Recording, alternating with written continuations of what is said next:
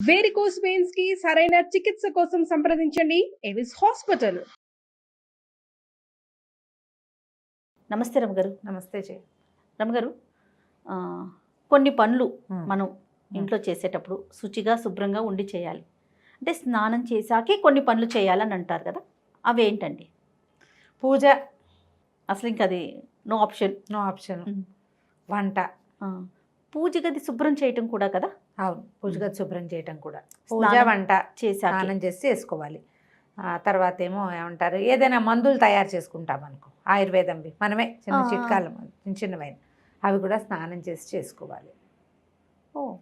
ఎవరినైనా వెళ్ళడానికి, ఎవరినైనా చూడడానికి, వాటికి కలవడానికి వెళ్ళేటప్పుడు, పసిపిల్లల్ని పెద్దవాళ్ళని దేవాలయాలకు వెళ్ళేటప్పుడు స్నానం నియమం, సాధారణ నియమం చేయాలి. ఇప్పుడు స్నానం చేసి చేసుకుంటాం. స్నానం చేయకుండా ఎవరు చేస్తారండి అని వెంటనే 100 మెసేజ్లు వస్తాయి మనకి. చేస్తారు, ఖచ్చితంగా చేస్తారు. స్నానం చేయకుండా ఎవరింటికైనా వెళ్ళేటప్పుడు స్నానం చేయకుండా వెళ్ళకూడదు. పూర్వకాలంలో ప్రయాణాలకి బయలుదేరేటప్పుడు కూడా స్నానం చేసి బయలుదేరమని ఒక నియమం ఉండేది. సాయంకాలం బయలుదేరితే అక్కర్లేదు, కానీ ఉదయం నిద్ర లేచాక ప్రయాణం అయ్యేవాళ్ళు ఇంట్లో నీళ్ళు పోసుకుని వెళ్తే మంచిది. అట్లా వెళ్ళేవాళ్ళు కాదా రమ్మగారు? అట్లా ఉండేదా? అంటే వెళ్ళేవాళ్ళు, అలా చేసేవాళ్ళు, తప్పకుండా స్నానం చేయాలి. ఇప్పుడు ఏముంది, పొద్దున్నే కారు ఎక్కేస్తాం, పిల్లలు పాచిమహాల్తో ఎక్కేస్తారు, వెళ్ళాక అక్కడ ఎక్కడో చేస్తాం స్నానం కదా, అలా చేస్తాం కదా. చెయ్యవు రమ్మగారు, నువ్వు చెయ్యవు, చేసే వెళ్ళాలంతే.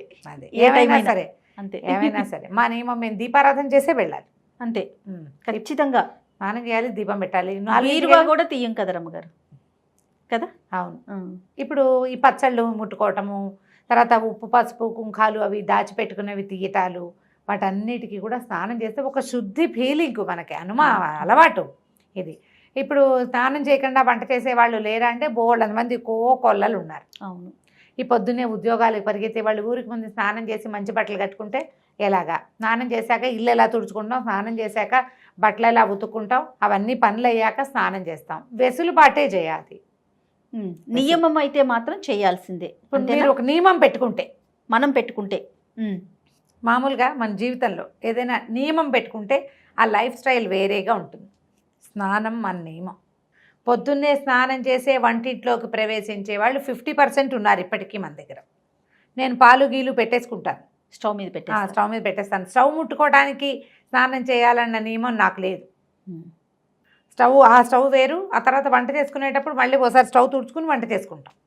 మాకు పాలకి వాటికి అంటు ఫీలింగ్ నాకు లేదు. నా ఉద్దేశం అదేలేండి, నా ఉద్దేశం అదే.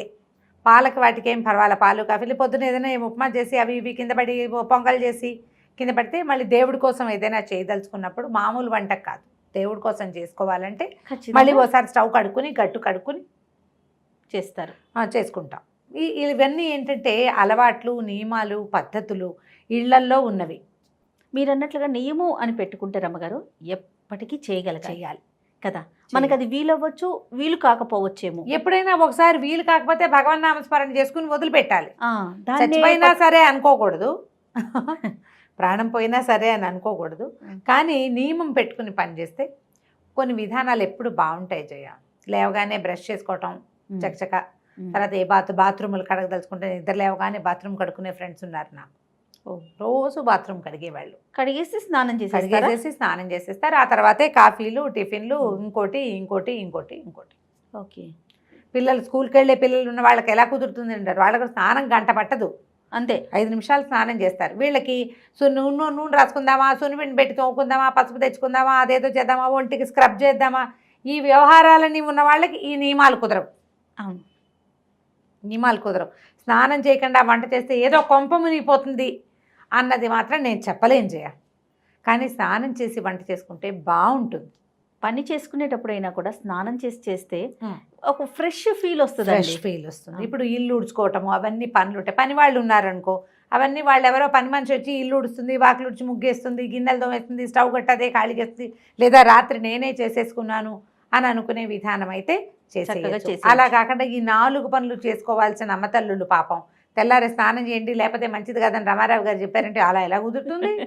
పని చేసుకోవద్దు, ఎవరు చేస్తారు? ఆవిడ వచ్చి చేస్తుందా అని నన్ను కూడా కలుపుతారు అందులో తిట్లలో. పని చేసుకుని వంట చేసేటప్పుడు కొంచెం శుభ్రంగా, అంటే ఇప్పుడు మనం వాకిలు ఊడ్చి, ఇల్లు ఊడ్చి, బాత్రూమ్ గడిగి లేదా బాత్రూమ్ కడకపోయినా బట్టలు జాడిచ్చి అదే బట్టలతోటి వంట చేస్తే శుభ్రత ఉండదు కదా. అవును, అవునా? ఖచ్చితంగా. ఈ పాయింట్ని మనసులో పెట్టుకోండి.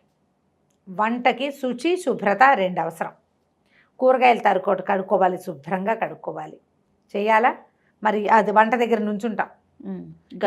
గట్టు మన బట్టలు నిన్న రాత్రి మన సాయంకాలం వేసుకున్నవి అలాగే పడుకుని లేస్తాం.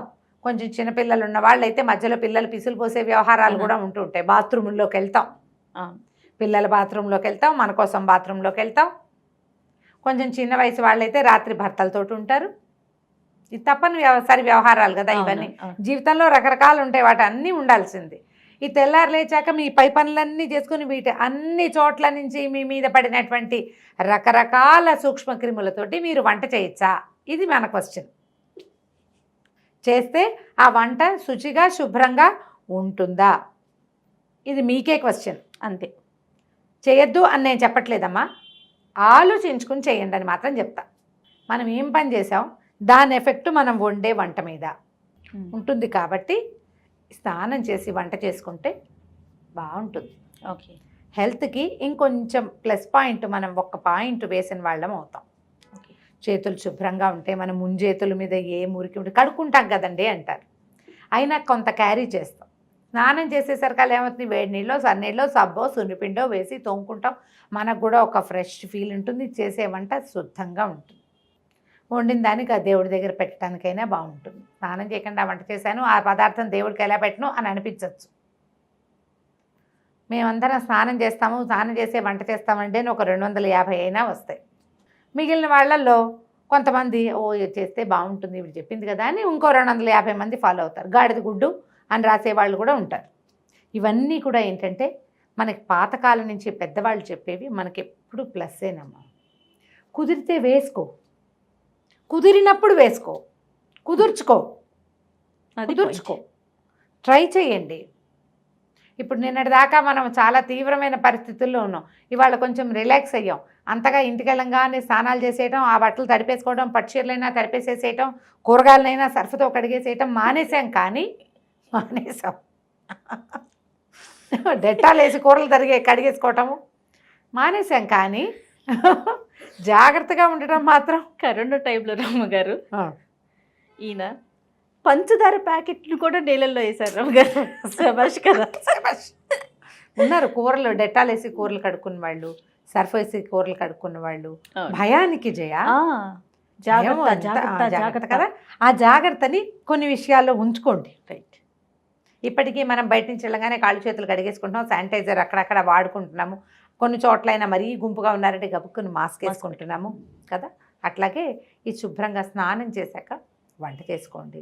దేవుడికి దీపము అవి ఎలాగో స్నానం చేసే పెట్టుకుంటాం. ఇంకొక పాయింట్ ఉంది రమ్మగారు, ఫుడ్ తీసుకోకూడదు. టిఫిన్ కానీ లంచ్ కానీ ఏదైనా కూడా ఆహారం స్నానం చేసిన తర్వాత తీసుకోవాలి. ఏమండి ఏమన్నా దీనికి సంబంధించి ఏమన్నా ఉన్నాయా రమ్మగారు? చెప్దాం. స్నానం చేసేటప్పుడు స్నానం చేయగానే ఏమవుతుంది, ఒళ్ళు చల్లగా అవుతుంది. అవును కదా.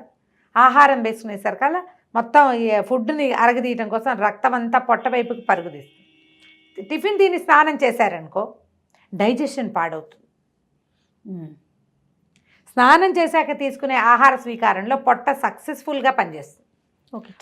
అరుగుదల కోసం మనం చూడండి, చంటి పిల్లలకి పొట్ట నిండా పాలుండి నీళ్ళు పోసి అంటే బళక్కమని కక్కేస్తారు. కాసిన పాలు ఇచ్చి అంటే ఆకలి పొట్టతోటి నీళ్లు పోయకూడదు, కడుపు నిండా పాలు ఇచ్చాక నీళ్లు పోయకూడదు. 2 నియమాలు ఉంటాయి. కాసిన ఇవ్వాలి, కొద్దిగా పాలు బట్టి నీళ్లు పోస్తాం. పిల్లలకు కూడా స్నానం చేయించి టిఫిన్ పెడతాం, అవునా కాదా? అవునండి, అవును. అదే నియమం మనకు కూడా ఉంచుకోండి. ఇంకా కొంచెం పెద్ద ఏజ్ మెనోపాజ్లు అవి వస్తే ఆడవాళ్ళకి డైజెషన్ ప్రాబ్లమ్స్ చాలా వస్తాయి. వీళ్ళు స్నానం చేశాకే టిఫిన్ తినటం మంచిది. టిఫిన్ తిని వెంటనే నీళ్ళకి వెళ్ళపోకండి, అది మంచిది కాదు.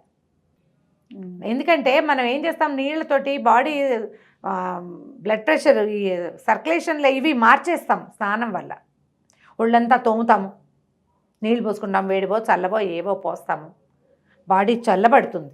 అవును. మనకు కావాల్సింది ఏంటి, పొట్టలో హీట్ ఉండాలి. ఆ వేడే కదా మీకు ఆ అన్నాన్ని కరిగించేది ఫుడ్ని. ఇప్పుడు అన్నం కాదండి, టిఫిన్ ఏంటి 4 ఇడ్లీలైనా తింటాంగా. తెల్లవారి పైగా అది బ్రేక్ఫాస్ట్. రాత్రి తిన్న తర్వాత మళ్ళీ ఇప్పుడే తింటున్నాం. రక్తం పరుగులు పెడుతుంది పొట్టకి, శక్తి అంతా ఒంట్లో ఉన్న వేడంతా అక్కడ పనిచేయటం మొదలుపెడుతుంది. నీళ్ళు పోసి చల్లారి చేస్తే చెప్పండి, మంట పెట్టి నీళ్ళు పోసాము ఏమవుతుంది? పొగొస్తుంది.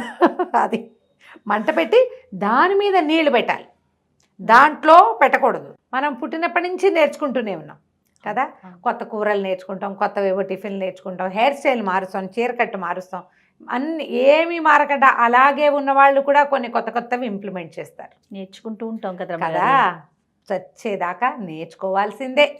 ఏదో ఒక మంచి విషయం మనకి తెలియంది లేదా తెలిసినా మనకి ఆచరించడం కుదరంది కొంచెం చిన్న చిన్న మార్పులు చేసుకుంటే హెల్తీ లివింగ్కి ఇవన్నీ హెల్ప్ చేస్తాయి. తప్పకుండా అండి. నమస్తే రమగారు. నమస్తే.